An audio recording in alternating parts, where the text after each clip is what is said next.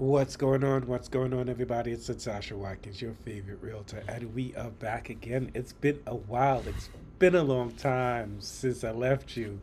For all my old heads, if you guys remember that song, I just dated myself on that. So we're back again. It is Monday. It is time for another Monday market report where we go over what's going on in these real estate streets, and we try to deliver the news to you, as accurate as possible.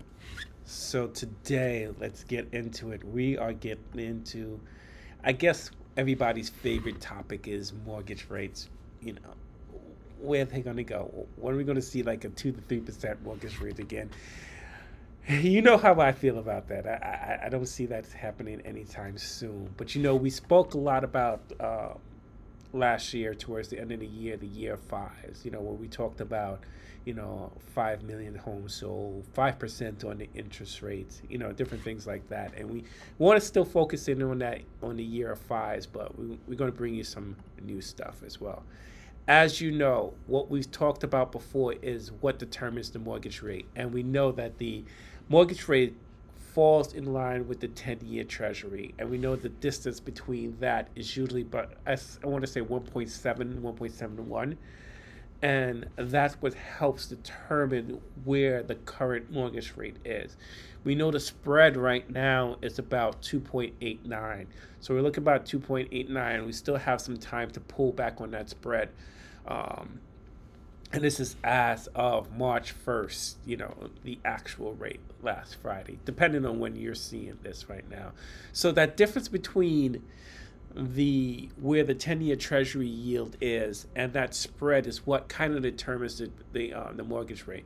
We know we want to see that little bit of pullback. Right now we're at 2.89. We want to see that pullback a little bit, come closer to where the average usually is, which is the 1.7. So once that hits, we're going to see a little bit more of a pullback on those interest rates as well. A prime driver of the increase in the yield over 2023 was inflation expectations. So the higher the current rate of inflation, and more importantly, the higher the expected future rates of inflation, the higher the yield on the 10-year, as investors demand to be compensated for inflation risk in the future. This comes from Mark Fleming. So basically what he's saying is that we want to see the pullback on inflation. We know that inflation was really, really high coming towards the end of 2023.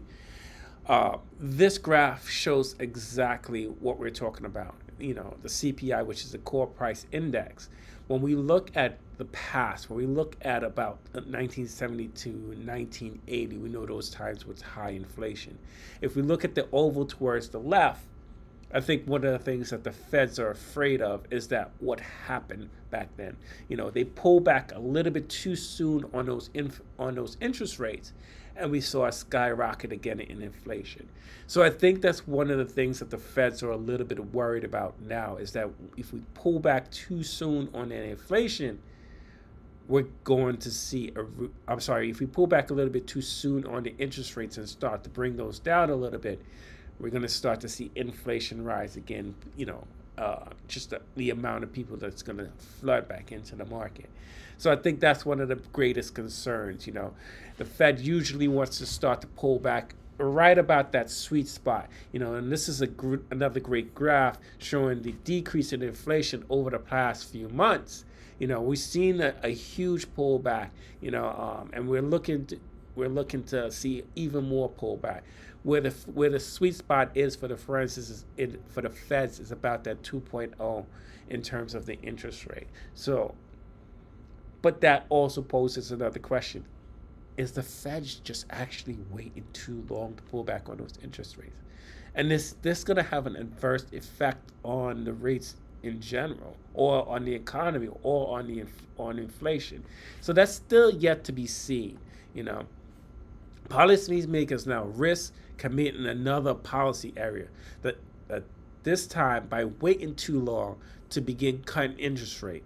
It is unclear why the Fed officially feels it is necessary to take this risk.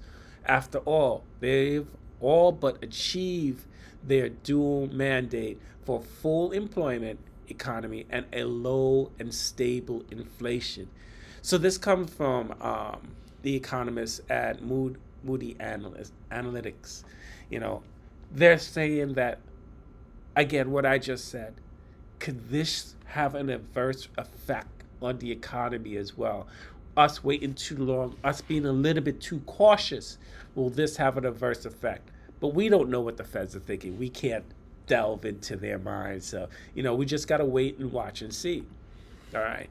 But I want you guys to take a look at this graph as well, because when we look at Fannie Mae's projection, we still see strong projections within those 5% interest rates. We look at Q1, Q2, and Q3. We're expected to be about in the mid sixes in Q3. We've seen glimpses of that already in terms of the interest rates coming back. So we're looking, Fannie Mae is projecting towards Q4, we may start seeing a 5.9% interest rate, which is amazing. And we know that the spring market is coming up, and we've been out there in the market already, and we've seen quite a bit of what should you say? We've seen quite a bit of tractions already. I had a client a couple of weeks ago. We put in an offer on a home, $100,000 over the asking price, and we still didn't get the home. So there's still a lot of even though where we at in terms of where the interest rate is currently right now, we're still seeing a huge amount of people still coming out. And the spring market has been a little bit crazy as well. Open house this weekend, we had a line outside on Saturday, beautiful high ranch home, but we still saw a lot of people coming out to that open house, this beautiful high ranch. I'm thinking that's going to go over asking as well. So just depending on the house, people are out there actively shopping for homes. The interest rates have come back quite a bit. So it's still a great time. But what we really like to say to all of our clients is focus in on what's most important, the monthly payment. The interest rates are what the interest rates are.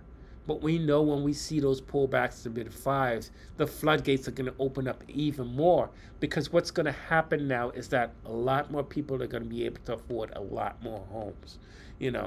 So those prices may start to go back up as well. So I want you guys to keep that in mind. I always want you to keep in mind what's most important when we are shopping for the home. The most important thing is that monthly payment, and make sure that you can afford that particular home. A leader is one who knows the way, goes the way, and shows the way. This is very, very important. And I wanted to end on this particular one. Let's say it again. A leader is one who knows the way. A leader is one who knows the way, goes the way, and shows the way. And that's our job here at FIT, is to lead you in the right direction, to let you know what's going on in these streets so you can make the best decision for your family. You're going to hear agents telling you it's always a great time to buy real estate. It kind of is. We know when we're coming into the end of the year, into Q4 and everything like that, we're going to still see this huge pullback. So I want you guys to be prepared for that. And this is why we try to bring you all of these information as much as possible, so we can get you prepared for this new market. Over the last over 2023, we still saw increases in home purchase. This Friday we're going to go over the market report. We're going to go over the Friday numbers, and we're going to touch base to see what home sales are looking like. And we're coming into a couple of weeks. We're coming into the spring market in a couple of months, and this is when people start to come out. If you miss the opportunity for the slower period, and I had clients out there that we were able to make offers and get accepted offers because the competition was a little bit lower, and they were able to actually get into homes. So I just want you guys to be careful and just pay attention to you and where you are. Don't pay attention to anything else, or pay attention to the noise. Make sure that the home that you're looking to purchase is affordable, that you can afford it. And those are the things that you want to focus in on. It's Natasha Watkins, your favorite realtor. And we'll see you guys next Monday. Peace.